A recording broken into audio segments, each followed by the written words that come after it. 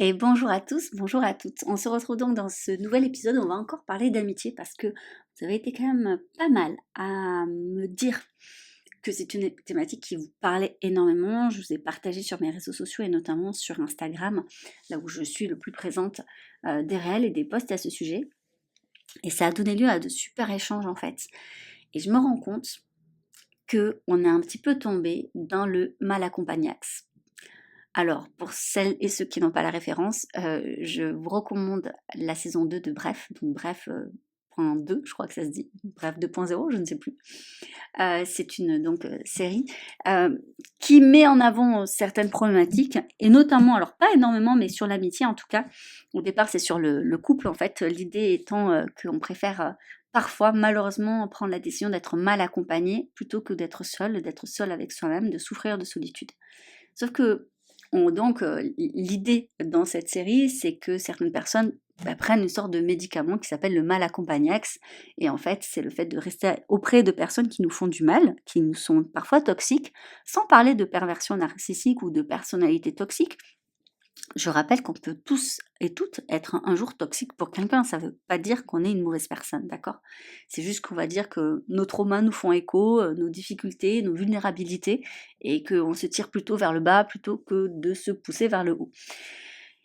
Et ça, c'est hyper intéressant en amitié aussi.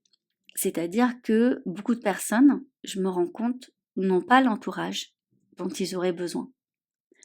En fait, ils vont choisir des personnes plus par envie que par besoin. Si je fais le parallèle avec l'alimentation, c'est un peu la même chose. Vous avez envie de chocolat, mais vous n'avez pas besoin de chocolat.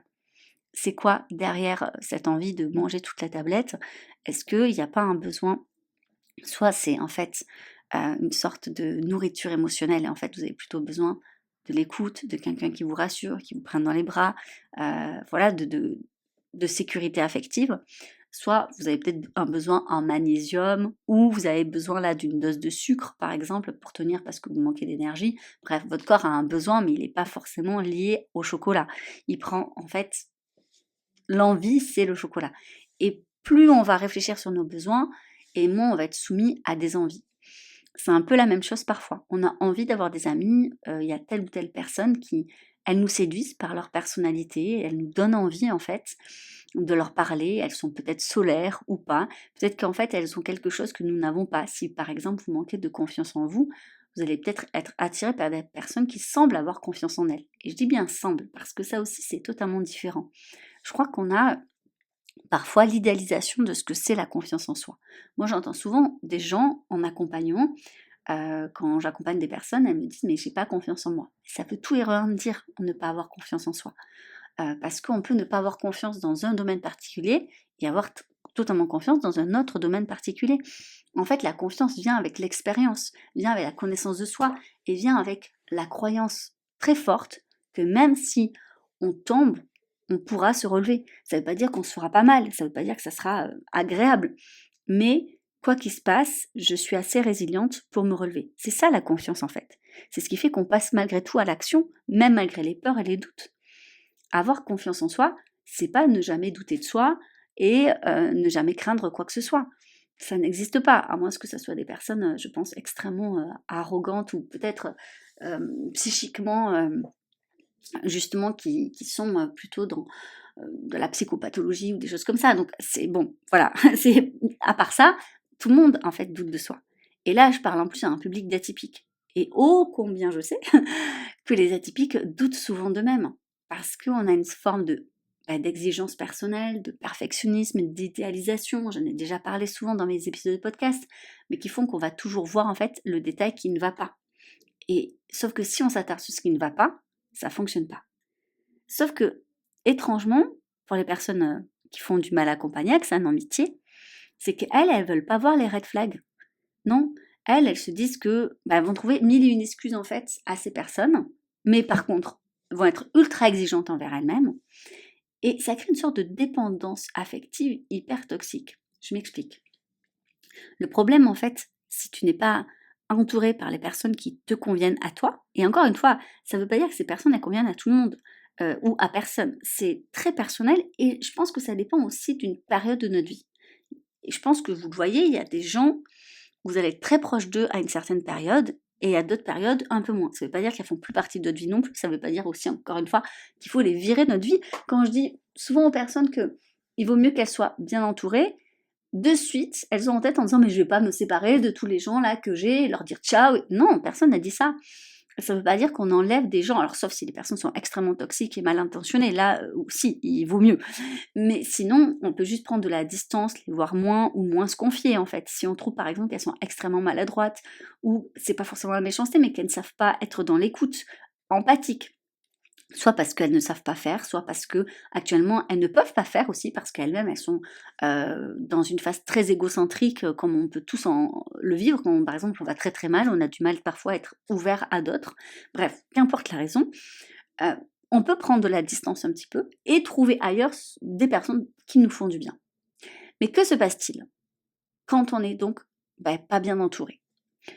En fait, c'est que ça atteint l'image que vous avez de vous-même. Vous ne pouvez pas avoir confiance en vous. Quand on est mal entouré, c'est certainement parce que souvent, on n'a pas été soi-même. On a été dans la suradaptation. On a été dans ce qu'on appelle le complexe du caméléon. Tu vois, comme à l'image de cet animal qui va changer de couleur selon l'endroit où il se trouve, c'est un peu ce que tu fais. D'ailleurs, il y a un test très simple. Si tu estimes que aucun de tes amis ne te connaît totalement, et que si tu les mettais tous dans une même salle, chacun aurait la sensation de connaître des facettes différentes de ta personnalité, c'est qu'en général, tu te suradaptes. Alors bien évidemment, on n'est pas exactement pareil, je dis pas avec la meilleure amie que tu as eue depuis ton enfance ou l'amie là que tu viens d'avoir que tu t'es fait au boulot. C'est pas exactement pareil parce que vous n'êtes pas connus dans le même contexte. Mais au final, ils sont censés quand même connaître la même personne, la même personne que tu es. C'est-à-dire que s'ils se rencontraient, si ces deux personnes se rencontraient, ils ne seraient pas choqués de te voir autrement en fait. Voilà, c'est juste de dire ah ben moi j'ai plutôt tendance à te voir dans le contexte du boulot et donc te voir là comme ça, c'est pas la même chose, mais je suis pas perturbée pour autant, je sais que c'est toi en fait. Parce qu'on a tous plusieurs facettes bien sûr. Mais ça c'est vraiment un bon signe en fait de savoir si vous vous suradaptez. Parce que normalement, on est censé avoir quand même des valeurs phares centrées sur qui nous sommes et qui ne sont pas censées changer avec nos goûts, avec qui on est en fait profondément, c'est pas censé changer d'une personne à l'autre. Mais quand on se suradapte en permanence, parce qu'on a peur d'être rejeté, parce qu'on a peur que les personnes ne nous trouvent pas à la hauteur, qu'on a peur que les personnes ne nous trouvent pas assez ou trop, ou les deux d'ailleurs. Des fois on a peur de ne pas être assez et en même temps on a peur d'être trop. Voilà, c'est totalement possible, hein, c'est pas du tout contradictoire. Donc on va s'adapter tout le temps. Mais en fait, on va perdre confiance en soi tout simplement parce qu'on n'aura jamais cette sensation d'être profondément aimé et accepté pour qui on est.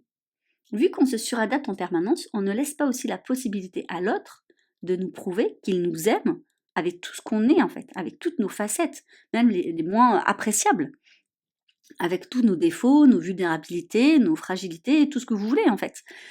On laisse pas la possibilité à l'autre de nous prouver. Donc du coup, nous on est toujours un peu avec cette sensation sur la sellette de peut-être que cette personne, finalement, elle va pas vraiment m'aimer. Si elle me connaissait vraiment, peut-être que je suis pas à la hauteur de ses attentes.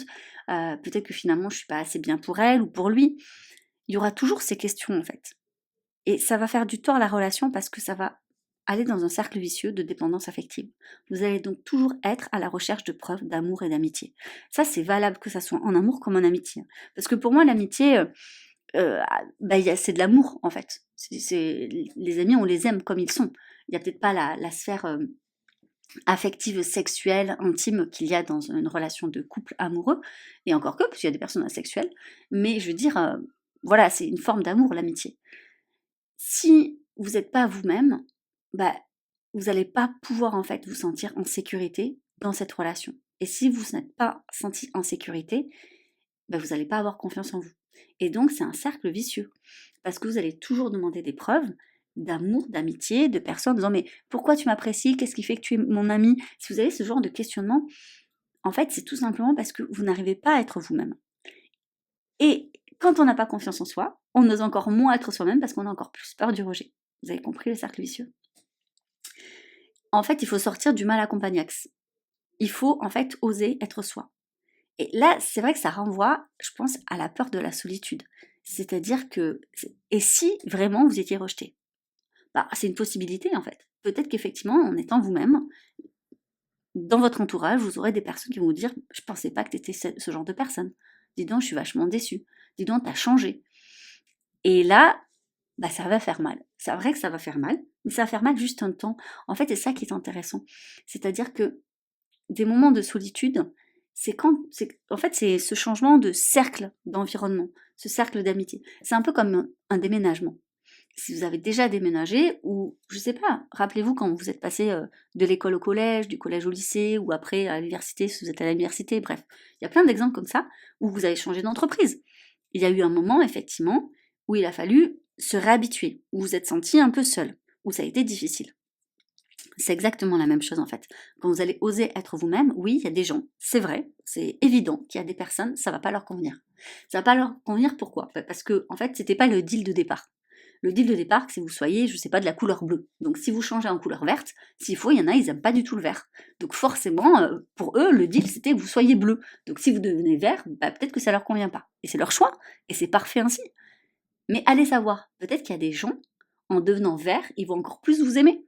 Ça va être encore plus fort, ça va être encore plus vrai, et de toute façon, ça sera donc forcément plus authentique dans votre relation. Bon, j'ai pris l'exemple des couleurs, mais vous avez compris.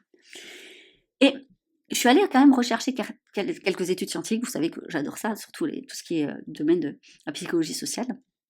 Et en 2021, déjà, il y a une étude qui a été faite sur les Américains, mais ils ne sont pas si différents que de nous, qui ont montré que il y a effectivement... Alors, ça a augmenté en fait des années 90, il y avait 3% des Américains, tandis que maintenant, dans les années 2020, on est à 12% d'Américains qui admettent qu'ils n'ont aucun ami vraiment proche, ou ils n'osent, en fait, dans le sens où ils n'osent pas être totalement eux-mêmes avec cette personne. Ils essayent tout le temps de montrer que le côté positif, en fait, et voilà. Et ça accentue les troubles mentaux, en fait, et notamment la dépression. Donc ça, c'est hyper important, sauf que la même étude montre qu'on souffre beaucoup plus en fait d'amitiés négatives, elles sont associées à plus de stress et donc à moins de bien-être que l'absence d'amis. Donc je pense encore une fois que ça vaut le coup de tenter d'être soi. Alors on ne fait pas ça du jour au lendemain parce que je pense que quand on a été entouré de personnes qui ne nous convenaient pas pendant très longtemps, je crois qu'on arrive à un point où on ne sait même plus vraiment qui on est. Et la seule manière peut-être de se redécouvrir, parce qu'en fait on rentre dans des schémas aussi, c'est-à-dire que il y a des schémas dans toutes les relations. Et je crois qu'il n'y a pas plus toxique que d'avoir que des relations qui datent depuis plusieurs années. Je m'explique. Ça ne veut pas dire que celles qui datent depuis plusieurs années, il faut les enlever. Pas du tout. Hein. Non, moi, et si mes amis passent par là, que j'ai depuis plusieurs années, je vous aime, vous inquiétez pas. Je pense juste que faire de nouvelles rencontres nous permet peut-être cette liberté d'être quelqu'un d'autre. Et peut-être de nous laisser cette liberté d'être un peu plus la personne qu'on est aujourd'hui.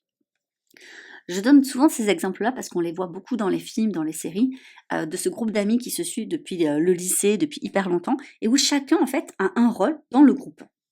Et ça reste en fait, c'est figé. Il y a celui ou celle dont on se moque souvent en fait, et qui peut-être en a marre qu'on se moque, peut-être c'est gentil, mais en a marre d'être passé en fait pour le dindon de la farce, je sais pas trop comment on peut dire, mais voilà, pour le petit clown de service, et qui a peut-être changé vraiment. Ou bien la personne qui par exemple n'était pas du tout sportive, j'avais cet exemple-là en tête là, qui n'était pas du tout sportive et qui à un moment donné a envie de se mettre, je sais pas, un sport et s'inscrire à un marathon. Et tous ses amis en fait ils me disent n'importe quoi, mais toi, mais arrête, t'as jamais fait de sport de ta vie. Et en fait, c'est pas soutenant, c'est pas méchant, mais c'est pas soutenant. Pourquoi? Parce qu'en fait, le rôle que cette personne avait dans le groupe, c'était celle qui justement adorait faire la larve sur son canapé. Et peut-être que en rencontrant une personne qui ne la connaît pas, quand elle veut dire, moi je me suis mis à la course à pied, ah c'est génial et tout, et tu cours combien? J'essaye pour moi une fois par semaine, ah d'accord, génial, mais c'est super et tout, moi ça me motive grave, et si on faisait ça ensemble? Et en fait, ça lui donne la possibilité de changer, d'évoluer ou d'expérimenter en fait une part d'elle-même qui aurait été peut-être engloutie ou étouffée par des amis de longue date. Donc c'est super bien quand justement on ne sait pas trop qui on est et qu'on a envie peut-être d'explorer autre chose, d'aller rencontrer de nouvelles personnes. Ça ne veut pas dire qu'on en fera des nouveaux amis, mais d'aller à la rencontre de nouvelles personnes qui ne nous connaissent pas, parce que ça peut vous laisser la possibilité, la liberté de découvrir certaines parts de vous-même. Et ensuite d'apporter ces parts de vous-même avec peut-être plus de solidité, de confiance en vous, auprès d'amis de longue date, et de faire changer peut-être, encore une fois, ces schémas qui peuvent être enfermants. Et plus on s'ouvre en plus à l'extérieur, et plus c'est facile aussi de laisser les autres et d'avoir cette ouverture d'esprit pour se dire que peut-être que mes amis que je connais depuis longtemps et que je pensais connaître par cœur, vont peut-être changer. Ça aussi, je trouve qu'il y a parfois un petit couac dans la trahison, parce que c'est: «Mais attends, mais je te connais par cœur, pourquoi tu m'as pas parlé de ça?»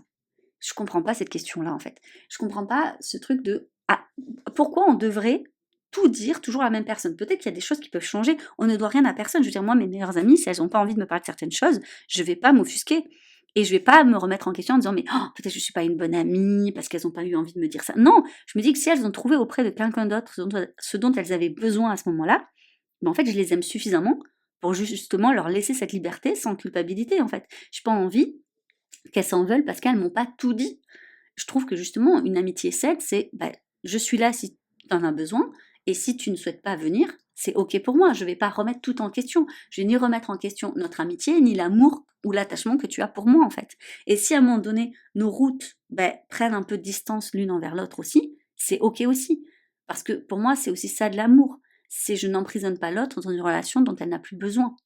Et c'est peut-être que ça va me faire du mal, peut-être que ça va me faire de la peine, mais en fait, encore une fois, dans une relation, on ne peut pas forcer les choses.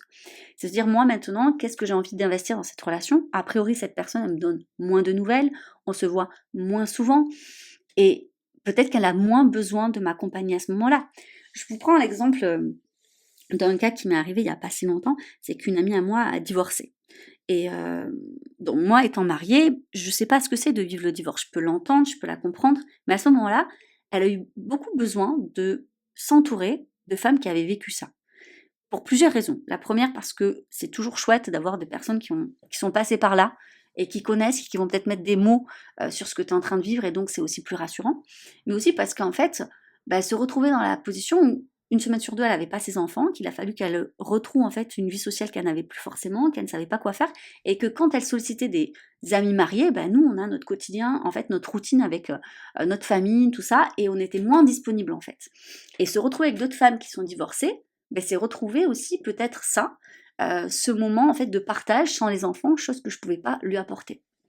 Donc ça ne veut pas dire qu'elle m'aime moins, ça ne veut pas dire que je suis plus son amie, mais ça veut juste dire qu'à ce moment-là, je ne peux pas lui apporter ce dont elle a besoin.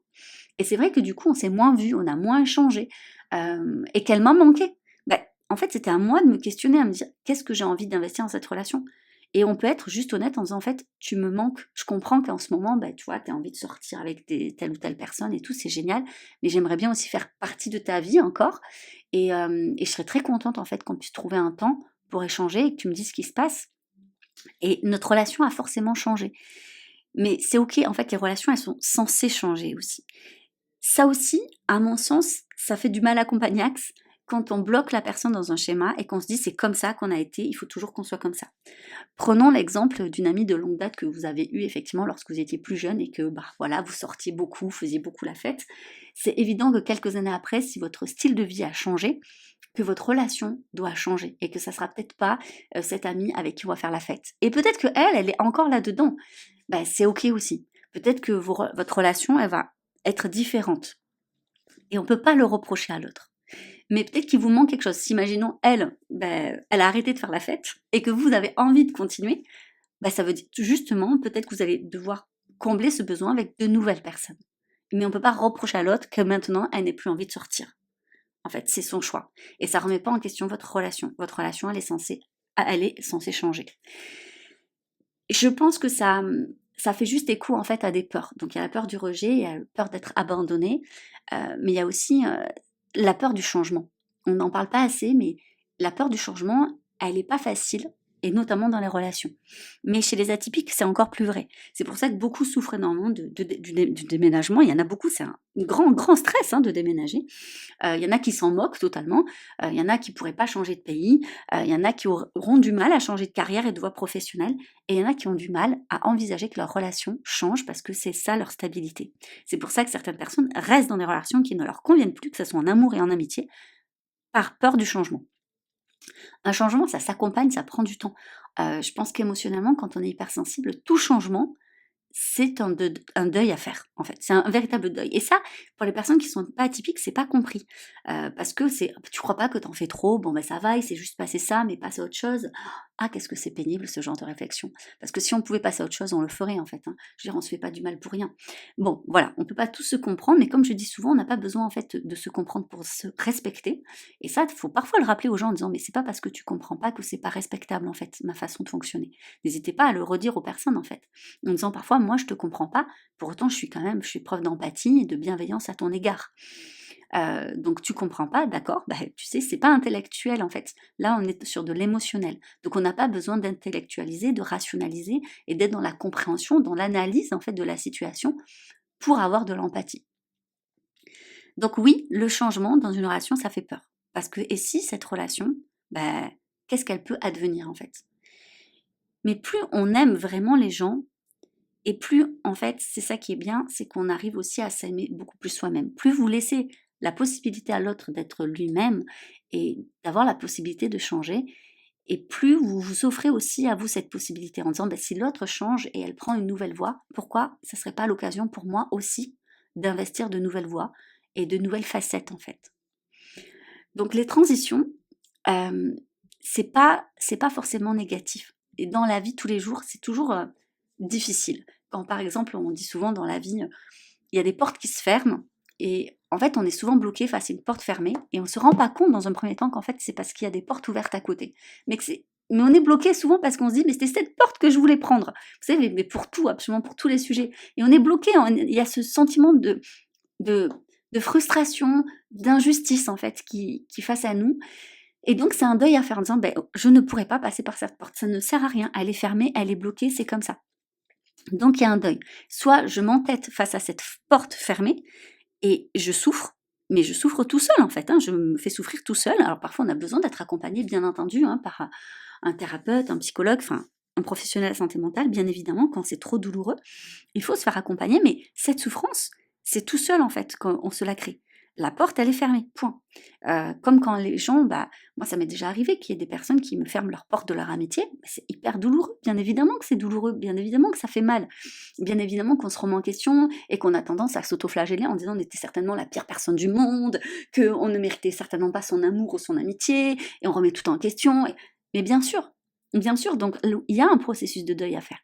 Et une fois qu'on l'a fait, une fois qu'on a compris que cette porte, elle sera fermée et qu'on n'a pas le droit, parce que de toute façon, voilà, quand c'est dans le cadre d'une relation, c'est question de consentement quand même, on ne peut pas enfoncer la porte, et bien là, on est prêt à faire quelques pas en arrière. Et à ce moment-là, c'est incroyable de voir qu'en fait, on avait d'autres portes ouvertes. Elles ont toujours été là, elles ont toujours été ouvertes, mais qu'on était incapable de les percevoir parce qu'on ne voulait pas les voir, parce que c'était cette putain de porte fermée que l'on voulait. C'est partout, c'est dans tous les domaines la même chose. Donc, on en revient quand même, je pense, à l'amour de soi. C'est hyper important. Il y a une étude en 2024 qui montre que les personnes avec une bonne estime de soi rapportent justement des amitiés de meilleure qualité et ont un moins sentiment de solitude. Et c'est exactement ce que je vous disais en début avec le complexe du caméléon. Parce que si je vous ai parlé du cercle vicieux, il y a donc aussi le cercle vertueux. C'est-à-dire que plus vous allez être vous-même, plus vous allez attirer les bonnes personnes. Je ne dis pas bonnes personnes dans le sens de jugement de valeur, elles sont meilleures que les autres, pas du tout. Mais les bonnes personnes pour vous, en fait. C'est-à-dire qu'en étant vous-même, il y a des gens qui vont se reconnaître. Vous allez faire écho dans certaines personnes qui vont se dire, ah, mais cette personne, elle est trop chouette. On partage plein de choses, on a les mêmes valeurs, c'est fluide, c'est facile. Et en fait, cette facilité, elle va rester dans votre relation. Autre exemple personnel, parce que du coup, c'est plus facile pour moi de vous parler de ça, mais j'ai besoin, moi, de rentrer en contact avec des gens qui ont quand même une certaine intelligence émotionnelle, qui savent se remettre en question, qui savent me dire les choses, que j'ai pas à les deviner. Moi, je pars vraiment du principe que si tu ne me dis pas les choses, ça t'appartient, c'est ta responsabilité, et je n'ai pas envie de rentrer justement, surtout pas dans cette toxicité pour moi, en tout cas dans mon cerveau, de me dire oh, qu'est-ce qu'elle a pensé, j'aurais dû faire ci, j'aurais dû être ça. Non, parce qu'en fait, c'est une charge émotionnelle supplémentaire que je n'ai pas envie d'avoir dans mes relations amicales. Et donc, je pars du principe que si la personne ne me dit rien, eh bien, en fait, c'est son choix. Et ça veut dire que soit il n'y a rien, donc je ne veux pas surinterpréter, soit il y a peut-être quelque chose, mais qu'elle a envie de gérer toute seule. Moi, ça m'arrive parfois, par exemple, d'être un peu blessée et de ne pas en parler, Pas parce que je veux pas, en fait, pas parce que je fais pas confiance en l'autre, mais parce que je sais que je veux comprendre d'où vient ma blessure. Et que parfois, cette blessure, elle vient pas de l'autre. C'est juste que l'autre l'a réveillée. Et je me dis que c'est pas sa responsabilité, en fait. C'est à moi d'aller chercher d'où vient cette blessure pour la réparer et pour que ça n'affecte plus mes relations. Donc, je n'ai pas envie d'en parler à l'autre parce que je n'ai pas envie, en fait, qu'elle prenne la responsabilité de cette blessure. Et comme je le fais, j'attends des autres personnes que ça soit la même chose, c'est-à-dire qu'elles fassent la distinction entre est-ce que ça vient de moi, est-ce que ça vient d'elle, et si ça vient d'elle, d'avoir cette maturité en fait, de se remettre en question et de travailler sur elle-même pour justement que notre relation soit pas dans je vais faire dans la culpabilité. Je trouve qu'il y a beaucoup de relations chez les hypersensibles où c'est beaucoup dans la culpabilité. Genre je souffre, c'est ta faute. Non, tu souffres, mais réfléchis. Est-ce que c'est vraiment la faute de l'autre ou est-ce que tu es susceptible sur ce sujet parce que justement, il y a un passif. Et dans ces cas-là, l'autre n'y est pour rien en fait. Oui, il peut faire attention et on peut lui dire, voilà, sur ce sujet, je suis un peu susceptible parce qu'il y a eu des choses difficiles. Et donc l'autre peut être attentionné, bien évidemment, mais c'est pas sa responsabilité de vous soigner. C'est à vous en fait d'y réfléchir. Et c'est vrai que ça, moi, dans mes amitiés, c'est hyper important. Et je le retrouve pas toujours. Et parfois, il y a des gens avec qui je match super bien, on a plein de choses en commun, mais je sais que ça sera pas une amie, ça sera pas un ami. Et donc, je vais pas investir ma relation comme si c'était une amitié parce que je sens bien que il va y avoir des prises de tête. Il va y en avoir trop, en fait. Et ça, j'en ai pas envie. J'ai déjà beaucoup donné dans ce genre de relation et je sais qu'il y a des personnes qui sont comme ça et c'est pas du tout mon fort. Et je sais pas faire et je n'ai plus envie de faire. Et je crois que c'est aussi, avec l'âge, l'expérience, on sait aussi quelles sont nos limites en fait. Quand est-ce qu'on n'a pas envie d'explorer ou d'insister ou en fait c'est trop énergivore. Et bien entendu que toute relation, quelle qu'elle soit, de toute façon, demande de l'énergie. Maintenir une relation, c'est par exemple prendre des nouvelles de la personne, s'intéresser à la personne, lui donner du temps de qualité, de l'écoute, c'est en fait lui donner de soi à la personne. C'est pour ça qu'on ne peut pas avoir non plus 20, 30 amis, quoi. C'est juste pas possible. Sinon, il faut faire que ça, c'est du temps plein. Donc, c'est impossible. Donc, forcément, on va aussi mieux choisir et encore une fois, c'est pas un jugement de valeur, ça veut pas dire qu'une personne est mieux qu'une autre, hein, pas du tout.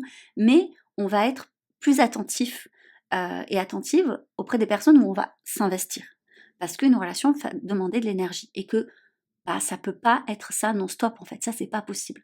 Donc demandez-vous si les personnes que vous avez autour de vous, en fait, elles vous prennent plus d'énergie qu'elles vous en donnent. Et ça veut pas dire encore une fois qu'il faut les virer de sa vie, mais ça veut dire qu'il va falloir aussi prioriser votre temps auprès de ces personnes-là.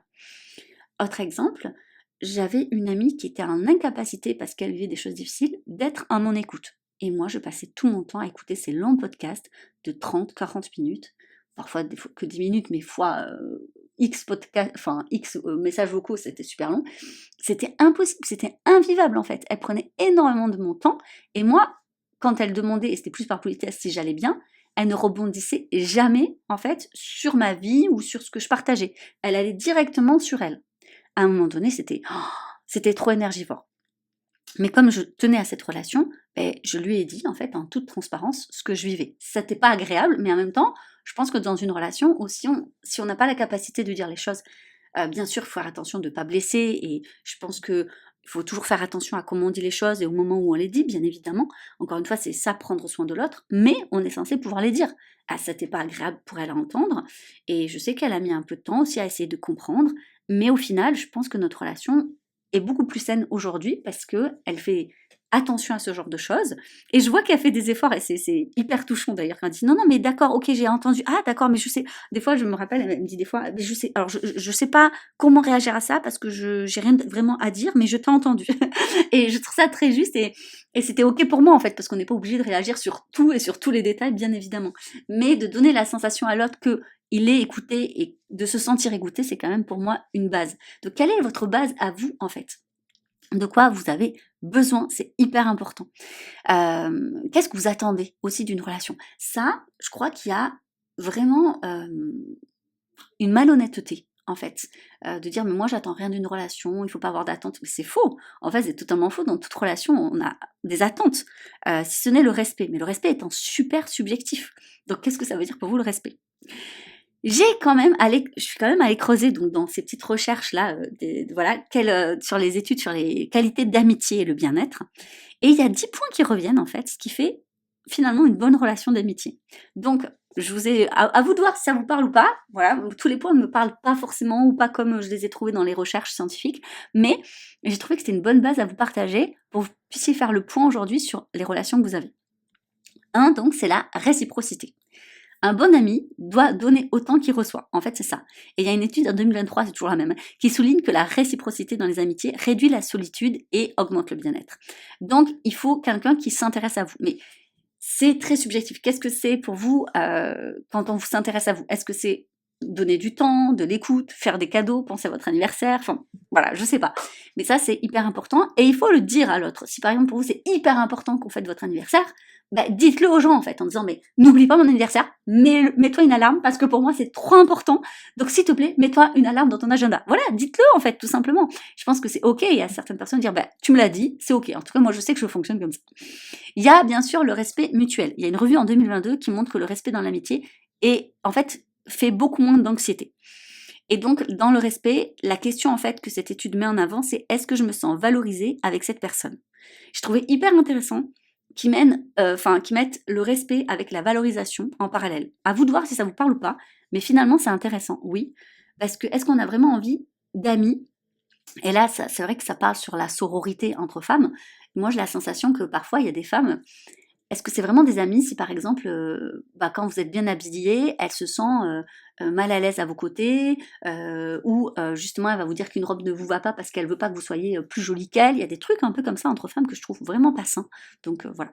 Troisième point, l'écoute, mais l'écoute active. C'est-à-dire qu'un ami est censé vous écouter sans juger. C'est hyper précieux. Une écoute empathique. Ça améliore clairement, je pense, la satisfaction qu'on peut ressentir dans la relation. Quatrième point que j'ai vu dans les études, c'est les valeurs partagées. C'est-à-dire que l'amitié doit quand même se baser sur des intérêts ou des valeurs qui sont communes et qui durent depuis longtemps. D'accord C'est en 2018, c'était en 2018 que j'ai vu l'étude. Je vous mettrai tout ça en barre d'infos comme d'habitude. Hein. En fait, il faut qu'il y ait une similitude dans les croyances. Ça renforce en fait le sentiment d'appartenance et de proximité avec les gens, en fait, tout simplement. Autre point, le soutien sans condition. C'est-à-dire qu'un ami, c'est vous soutenir, même quand vous n'allez pas bien. Et d'ailleurs, c'est ce qu'on dit souvent. Quand tout va bien, on a plein d'amis, et quand ça va pas, ça fait le tri. Et c'est vrai. Je dis pas que c'est facile de soutenir quelqu'un qui, par exemple, ne va pas bien pendant très longtemps. C'est vrai que c'est épuisant. Et c'est pour ça que tout ne doit pas tourner autour d'une personne. Mais moi, j'ai soutenu des amis qui étaient en dépression pendant des années et je suis toujours restée leur amie. Est-ce que c'était facile à chaque fois de les voir et de voir qu'elles vont pas bien? Ben non, c'est sûr qu'on préfère passer un bon moment à rigoler avec ses copains, ses amis, on est d'accord. Mais pour autant, en fait, j'étais là pour elle et c'était ok en fait. Et quand j'avais besoin justement de rigoler et tout ça, j'allais peut-être voir d'autres personnes. Mais en vrai, on peut aussi rigoler avec quelqu'un qui est en dépression, je tiens à le dire. Hein. C'est différent, je pense qu'on sent une lourdeur, bien évidemment. Mais c'est aussi ça en fait des amis. Et c'est encore plus beau justement de partager ces moments difficiles avec quelqu'un parce que ça renforce les liens. Et quand la personne sort la tête du lot, ça a renforcé quelque chose qui est unique et qui, j'ai envie de dire, en fait, c'est des moments difficiles qui permettent en fait de maintenir la relation pendant des années aussi. C'est comme si c'était créé quelque chose qu'on ne pourrait jamais enlever. En fait, c'est juste magnifique aussi. Il y a l'honnêteté bienveillante. Donc c'est pour ça, j'en reviens à dire que il faut être transparent dans ses relations, il faut oser dire la vérité. Attention, pas de critiques blessantes, avec douceur, mais on peut dire les choses. Capacité à résoudre les conflits, c'est hyper important. Et c'est ça qui va faire, je pense, passer aussi une relation de genre on est copains, on est potes, à vraiment on est amis. Parce qu'un désaccord, c'est normal en fait. Il y a même eu une étude en 2005 qui montre que la résolution saine des conflits est un pilier justement de toute amitié durable. Mais bien sûr, pour toute relation, il ne suffit pas qu'il y ait que des choses difficiles, il faut aussi des joies partagées, c'est-à-dire des moments positifs qui vont renforcer le lien. Il faut qu'il y ait de la complicité, et ça c'est hyper important. Neuvième point, et ça va faire le lien avec ce que je vous ai dit au tout début, c'est l'autonomie. C'est-à-dire qu'un ami, une amitié saine, ça ne demande pas en fait que la personne soit dépendante de nous, qu'on se doit monts et merveilles, qu'il y ait de la jalousie par exemple, ou qu'il faut absolument se séduire, pas dans le sens de séduction amoureuse, mais genre il faut se plaire, pas du tout en fait. Bien au contraire, c'est laisser la liberté à l'autre d'être qui il est, c'est ça en fait qui est important. Et 10e point, la fiabilité. Ça, c'est hyper important. C'est-à-dire que ne pas avoir la sensation qu'il y a en fait des conditions à cette amitié, que quoi qu'il se passe, en fait, c'est fiable, c'est une personne sur qui vous pouvez compter, ça renforce un sentiment de sécurité.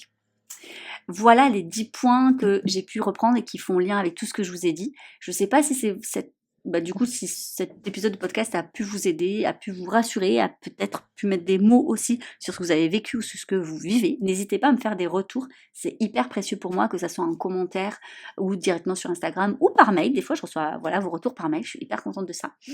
Mais je crois vraiment, pour le coup, encore une fois, que c'est un sujet dont on ne parle pas assez. Mais bon, j'ai fait pas mal d'épisodes sur le sujet, donc je passerai pour les suivants sur une autre thématique. On va beaucoup parler d'optimisme cet été, parce que l'été c'est quand même une période, j'ai envie de dire, un peu plus douce, légère, donc j'avais envie de vous faire des podcasts sur le mindset qui vont suivre, donc j'ai hâte de vous partager ça.